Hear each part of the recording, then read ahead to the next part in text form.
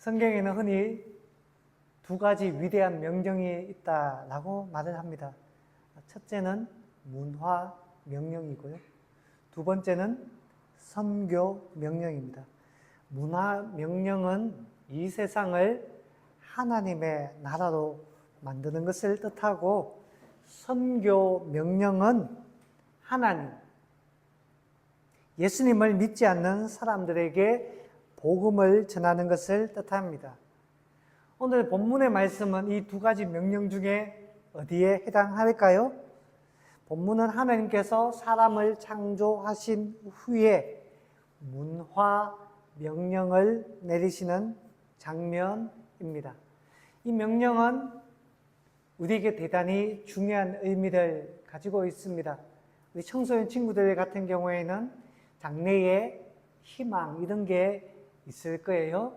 직업, 이 문화 명령과 매우 밀접합니다. 여러분의 직업이 문화 명령을 수행하는 일이 되어야 합니다. 여러분의 사회생활, 가정생활, 이것이 문화 명령을 수행하는 것이 되어야 합니다. 이것도 하나님의 소명이에요. 부르심입니다. 우리 삶과 매우 밀접하다라고 말할 수가 있습니다. 이 문화 명령의 특징을 오늘 몇 가지 살펴보도록 하겠습니다. 첫 번째, 하나님께서 뭐라고 말씀하십니까? 생육하고 번성하고 충만하라 라고 이야기하죠. 무슨 뜻입니까? 자손을 많이 낳아야 한다 라고 이야기를 합니다. 생육, 번성, 충만. 아이를 낳기 위해서는 남녀가 있어야 돼요.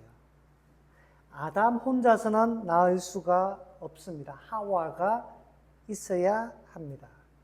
그래서 남녀가 있어야 되고 부부가 되어야 하고 자녀를 낳아야 합니다. 이것이 하나님의 문화 명령의 가장 근본이 되는 거예요. 가장 근본이 되는 것. 그래서 아담을 만드신 후에 독처하는 것이 좋지 못하다 해서 누구를 만들었습니까? 하와를 만들었습니다. 창세기 2장 21절 이하에 그 내용이 나옵니다. 그런데 인간은 공동체로 존재해야 합니다. 혼자 살 수가 없습니다. 함께 살아야 하고 가족을 만들어야 하고 번성해야 합니다. 성경은 그 자녀가, 아이가 하나님으로부터 받은 복이다라고 말합니다. 시편 127편에 자식은 여호와의 상급이요 기업이요 상급이라고 했습니다.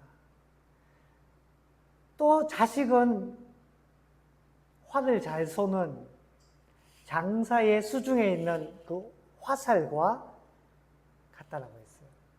화살은 많으면 많을수록 좋은 겁니다. 그 많은 자손이 원수를 이기는 능력이라고 합니다. 번성해야 된다는 거예요. 물론 창세기 1장은 인류의 초기 역사이니 번성하라는 말이 당연하겠죠? 너무너무 당연합니다. 그렇다면 적용해 봅시다. 오늘날에도 이 말씀이 여전히 유효한가? 여전히 번성해야 하는가? 한국은 저출산의 늪에 빠졌다라고 이야기합니다. 한국은 출산을 많이 해야 할까요? 저는 오늘날에도 이 말씀이 여전히 유효하다고 믿습니다. 물론 창세기 1장과 오늘날은 좀 많이 다릅니다. 인류는 아담 부부가 아니라 80억이 넘었습니다. 80억. 대한민국만 해도 5천만 명이 넘습니다. 물론 지금 조금씩 줄고 있다고 하는데, 오늘날 사람들이 많아서 그런지 어떤 이유 있는지 모르겠지만 자녀 출산에 소홀한 사람들이 많습니다. 신자, 불신자를 막론하고 아이 낳기를 꺼려 합니다. 왜 아이 낳기를 꺼려 할까요? 이제는 너무너무 번성했기 때문에 더 이상 번성할 필요가 없어서 이 명령이 충분히 수행되었기 때문에 아이 낳기를 거절하는 걸까요? 대한민국 인구가 너무 많기 때문에 그런 것일까요? 저는 틈틈이 젊은 사람들의 이야기를 들어봅니다. 신자, 불신자를 막론하고. 저희는 결혼을 앞두고 있는데 이미 아내 될 사람하고 합의를 마쳤습니다. 아이를 안 낳기로. 또 어떤 사람 이야기합니다. 자기 아들이 이제 곧 장가 가는데 카페를 운영하는데 애는 안 낳으려고 하더라고요. 라고 제게 이야기를 하더라고요. 근데 왜 안 낳으려고 합니까? 라고 물어보면 인류가 너무 번성해서 인구가 너무 많아서 하나님의 문화명령이 이미 충족되었기 때문에 아니요. 이유는 대부분 비슷합니다.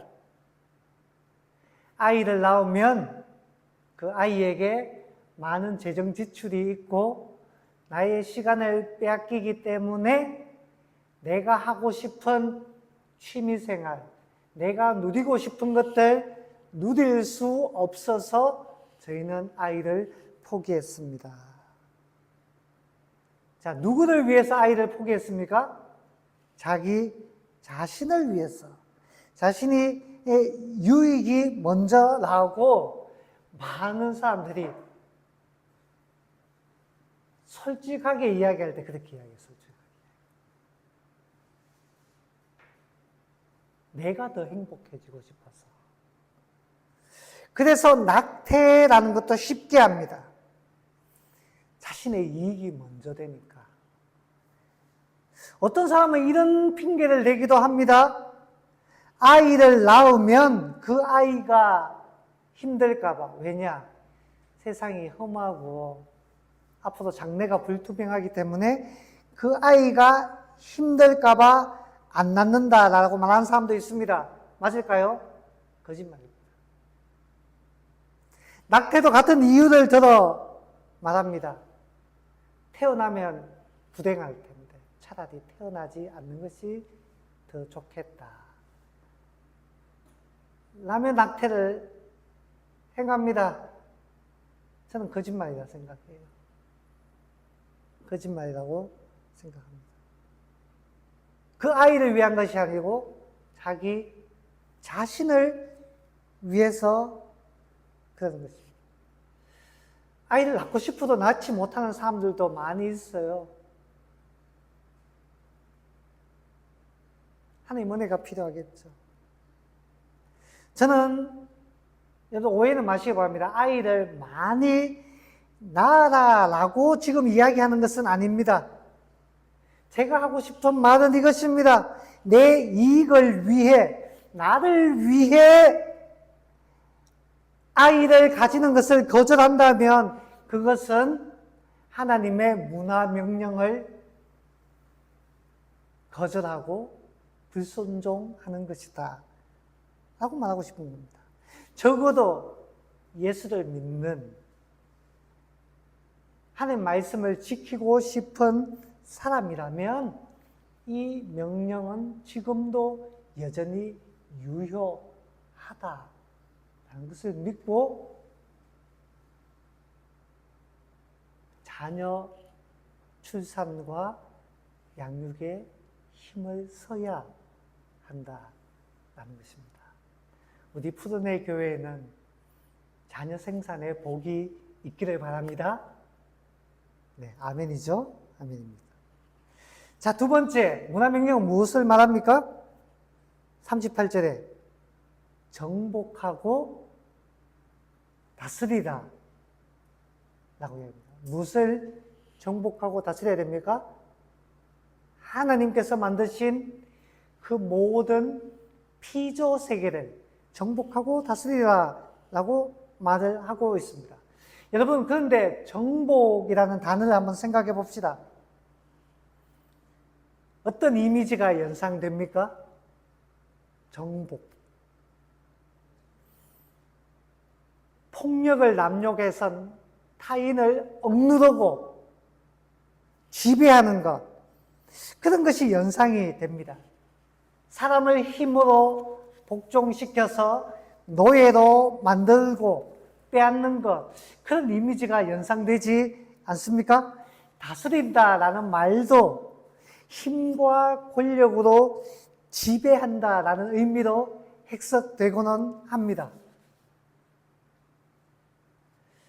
그런데 여러분, 마태복음 20장 28절에서 예수님께서 이런 말씀을 하셨어요. 세상의 권력자들은 권세를 부리며 지배하지만 나는 섬기는 자로 있다.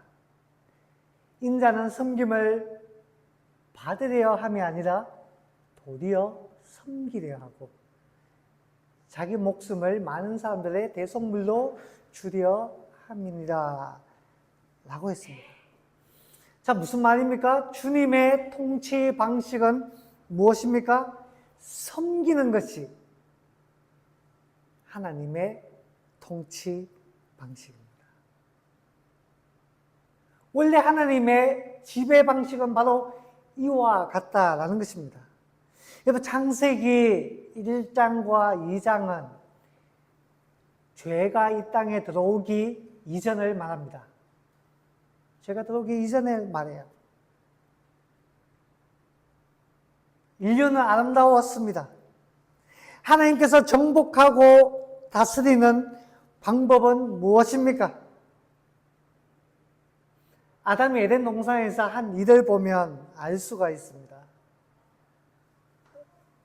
어떻게 정복하고 다스리죠? 아담이 에덴 동산에서 각양 동물들의, 식물들의 이름을 지어줍니다. 이름을 지어줍니다. 창세기 2장 19절에서 20절. 이름 지어주기.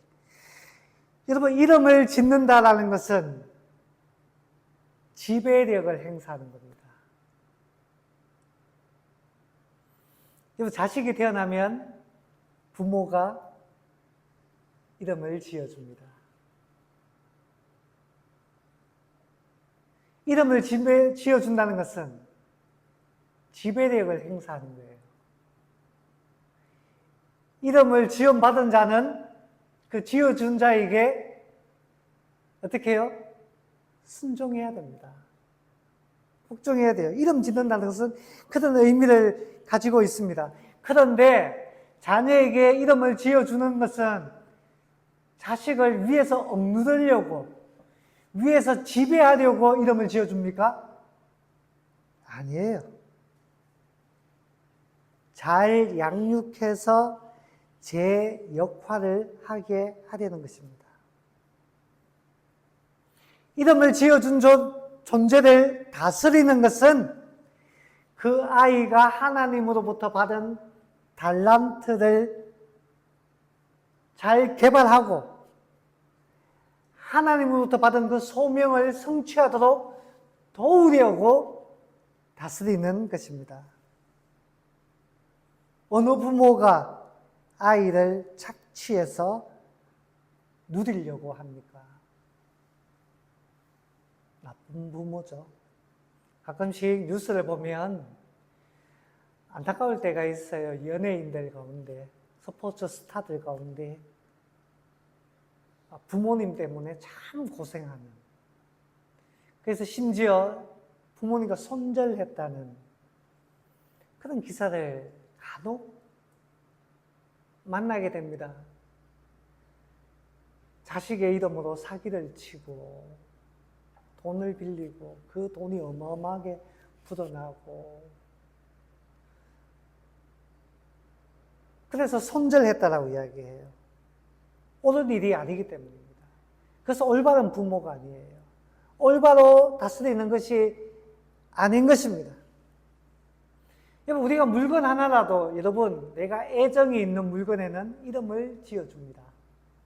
이름을 지어줘요.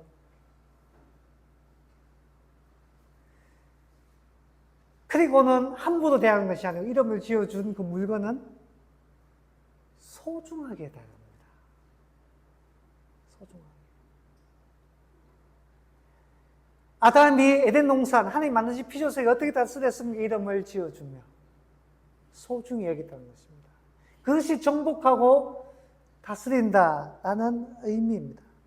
여러분, 하나님께서 세상을 지배하고 다스리라고 하신 것은 힘과 폭력에 의한 노예화가 아닙니다. 개발이에요. 발전이라고 할 수 있습니다. 돌덩어리에서, 그 돌덩어리 그대로 두는 것이 아니고 돌덩어리에서 황금을 캐듯이 석탄, 그 흑연에서 다이아몬드를 탄생시키듯이 태양열을 가지고 발전기를 돌리고 풍력으로 전기를 생산하는 것과 같습니다. 개발하는 것이죠. 그런데 때로는 죄가 들어온 이후로 인류는 타락한 심성으로 말미암아 개발이 아니고 파괴로 이어지는 경우가 많이 발생했어요. 지구 온난화 문제. 파괴하는 거잖아요. 슬퍼요. 50년 후에는 어떻게 될까? 어떻게 될까? 동물 복지 문제. 아담이 짐승을 다스릴 때 그 짐승은 아담의 지배 아래 있을 때 처음엔 행복했을 거예요. 근데 지금은 수많은 짐승들이 때로는 그 짐승의 복지라는 문제가 조금 어색하긴 하지만 적어도 절반은 심성을 가진 사람에게는 짐승조차도 함부로 대하는 것을 보면 마음이 아프죠. 집에서 키우는 애완 반려동물들 간혹 보면 뉴스에 나오잖아요. 함부로 대하는 사람 보면 내 안에도 갑자기 분노가 솟잖아요. 어떻게 그럴 수 있어? 여기서부터 시작된 것들 중에 하나가 동물복지입니다. 동물복지. 우리는 살기 위해서 동물을 먹지만 여보, 태초에는 육식이라는 것이 없었습니다. 육식은 언제부터 시작되었느냐? 창세기 6장 이후 노아의 홍수 이후로부터 시작되었어요. 우리는 어쩔 수 없이 육식을 하지만 적어도 우리가 육식의 대상이 되는 그런 동물들 조금이라도 복지를 챙겨주는 그런 일들을 했으면 좋겠다. 그래서 그렇게 생산되어서 나오는 것들이 있어요. 저는 개인적으로 필요하다라고 봅니다. 자, 정복하고 다스리라. 이것은 힘으로 억누르고 파괴하는 것이 아닙니다. 올바르게 제 역할을 할 수 있도록 개발하는 겁니다. 개발. 더 잘하도록. 인류는 이 문제에 지혜롭게 헤쳐나가야 된다고 봅니다. 저와 여러분이 훗날에 직업을 가지게 되었을 때에 이런 관점에서 모든 것을 접근하세요. 그것이 하나님께서 우리에게 주신 문화 명령입니다. 자, 그렇다면 인간이 이 모든 것을 정복하고 다스릴 수 있는 그 이유는 어디에 있을까요? 우리에게 더 힘이 있기 때문에 그렇습니까? 더 똑똑하기 때문에 그렇습니까? 성경은 하나님의 형상으로 창조되었기 때문에 그러한 권세가 라고 이야기를 합니다. 하나님의 형상대로. 자, 26절, 5절 말씀 우리 한 번 더 읽어볼까요? 6절 말씀 한 번 더 읽어보겠습니다. 시작. 하나님이 이르시되 우리의 형상을 따라 우리의 모양대로 우리가 사람을 만들고 그들로 바다의 물고기와 하늘의 새와 가축과 온 땅과 땅에 기는 모든 것을 다스리게 하자 하시고. 자, 사람을 어떻게 만들었다고요? 하나님의 형상과 모양대로 만들었다라고 이야기합니다. 여러분, 형상과 모양, 이걸 가지고 옛날부터 어떻게 해석해야 되냐? 형상은 무엇이냐? 모양은 무엇이냐? 해석하려고 많은 노력을 기울여 왔습니다. 그런데 여러분, 이것은 같은 뜻이다 라고 생각하는 것이 가장 좋습니다. 개혁신학에서는 그렇게 해석합니다. 저도 동일하고요. 같은 뜻이다. 그러니까 하나님의 형상이다 라고 생각하시면 됩니다. 하나님의 형상은 오직 인간에게만 주어진 특권입니다. 인간에게만 주어진 특권. 하나님의 형상에 가진 의미는 무엇일까요? 고대 세계에는 현대와 같은 사진 기술이 없었습니다. 동영상, 유튜브, 전파 방송 이런 것들이 없었습니다. 그런데 제국이 있잖아요. 제국을 통치할 때 여기부터는 왕의 통치 지역입니다 라는 것들을 알려주기 위해서 만들어 놓은 것이 있어요. 뭘까요? 왕의 형상을 한 석상 같은 것을 만들었습니다. 그리고 그 왕국의 경계선에 그 석상들을 두는 거예요. 자, 여기서부터는 이 왕의 통치를 받는 지역입니다. 왕의 석상을 보고 왕의 통치권을 인정하세요. 왕을 닮은 돌입니다. 아담이 하나님의 형상대로 창조되었다는 것은 이런 의미를 내포하고 있는 겁니다. 자, 보이지 않는 하나님의 대리자가 아담이다. 아담은 하나님부터 정권을 위임받은 청지기이다라는 것을 가르쳐 주는 겁니다. 자, 아담을 보면서 하나님의 통치권을 인정하고 아담을 보면서 하나님의 지배를 받으라라는 것입니다. 그 사람이 있는 곳에 하나님의 다스림이 있다는 거예요. 모든 피조세계가 그 아담을 보고 순종하는 것입니다. 하나님을 인정하는 거예요. 그러므로 이 석상과 같은 의미를 가진 아담, 그리고 그 아담의 후예인 우리는 이 세상을 정복하고 다스리지만 우리가 왕은 아닙니다. 그래서 우리를 향해 청지기라고 이야기를 하는 것입니다. 하나님께서 맡겨준 것을 잘 다스리는 역할이라는 것입니다. 그런데 안타깝게도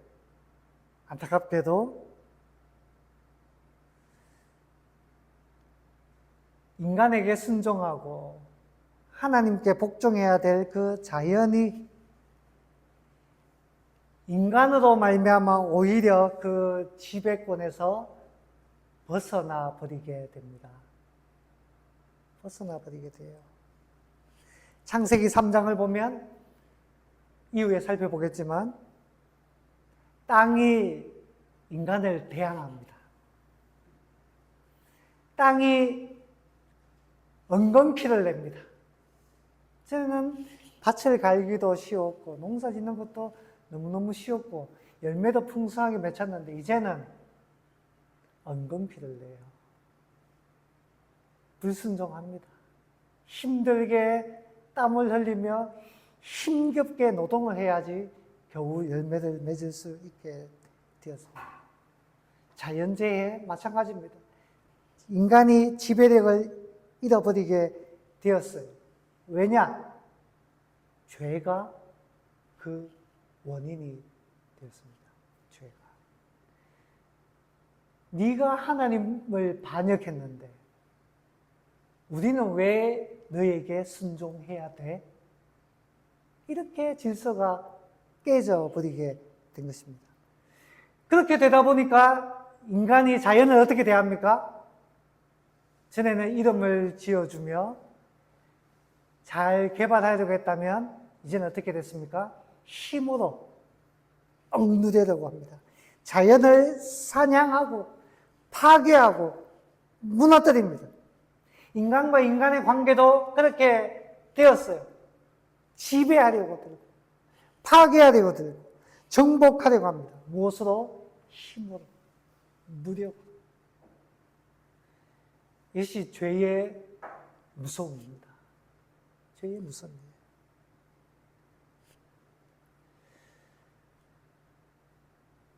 여러분, 우리는 하나님을 떠나서는 아무런 의미가 없습니다. 그것은 인간이 창조된 것을 봐도 알 수가 있습니다. 하나님은 모든 피조물을 창조하실 때 무엇으로 창조하셨습니까? 유에서 유를 창조하셨습니까? 아니면 무에서 유를 창조하셨습니까? 무에서 유를 창조했습니다.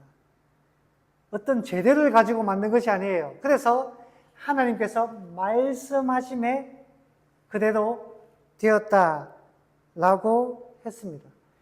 그런데 인간을 창조하실 때 조금 다른 표현이 있어요. 여기까지만 살펴볼까요? 2장 7절 말씀을 한번 볼까요? 2장 7절 말씀입니다. 시작. 여호와 하나님이 땅을 흙으로 사람을 지으시고 생기를 그 코에 불어넣으시니 사람이 생명이 된지라. 자, 사람을 무엇으로 만들었다고 했습니까? 흙으로 만들었다고 했습니다. 그리고 그 코에 생기를 불어넣으니까 살아있는 인간이 되었다라고 말했습니다. 그런데 흙이라는 것을 생각해 봅시다. 흙은 우리에게 필요한 겁니까? 필요 없는 겁니까? 필요한 겁니다. 좋은 것입니까? 나쁜 것입니까? 좋은 것입니다. 그런데 흙이라는 표현, 히브리어 원어를 보면 이런 의미입니다. 티끌, 먼지, 이런 뜻입니다. 흙은 우리 삶에 필요한 것이지만 먼지는 필요한 것입니까? 제거해야 될 대상이죠. 치워야 할 대상입니다. 아무런 쓸모가 없고 오히려 해가 되는 것이 먼지입니다.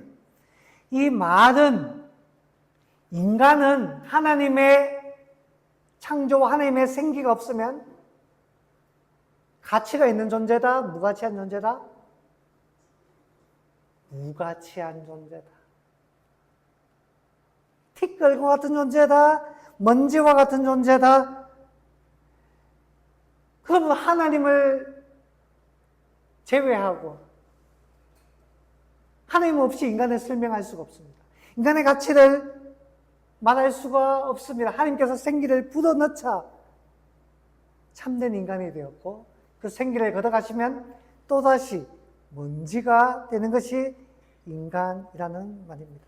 이 말은 우리로 하여금 겸손하게 만듭니다. 여러분 기억하세요.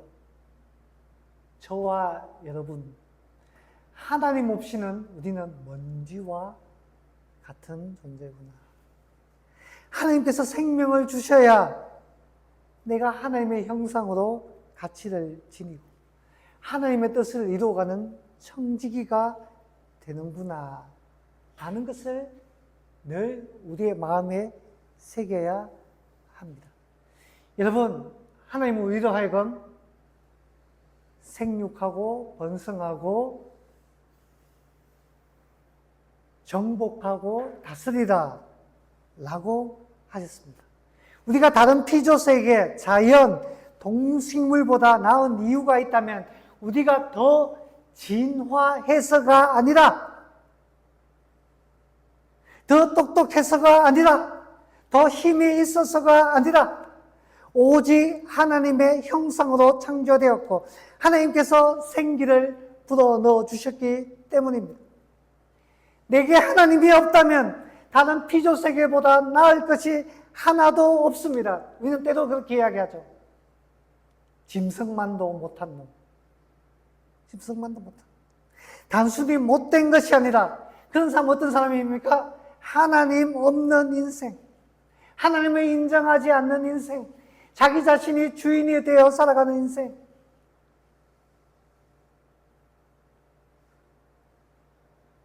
그런 인생이 사실은 짐승만도 못한 인생이 되는 것입니다. 말씀을 정리하겠습니다. 저와 여러분은 하나님의 형상대로 창조된 존재입니다. 하나님께서 생기를 불어넣어 주심으로 말미암아 우리는 진정으로 인간이 되었고 가치 있는 존재가 되었고 하나님의 명령, 문화 명령을 수행할 수 있는 존재가 되었습니다. 저와 여러분의 가치는 어디 있습니까? 하나님을 제외하고 말할 수가 없습니다. 하나님으로 말미암아 우리에게는 참된 가치 있는 존재가 되었습니다. 사랑하는 여러분, 하나님을 더 사랑하는 자가 될 수 있기를 바랍니다. 하나님께 더 순종하는 자가 될 수 있기를 바랍니다. 하나님의 뜻을 따라 호흡이 있는 자는 여호와를 찬양하라 라고 했는데 하나님을 찬양하는 저와 여러분 될 수 있기를 주님의 이름으로 축원합니다.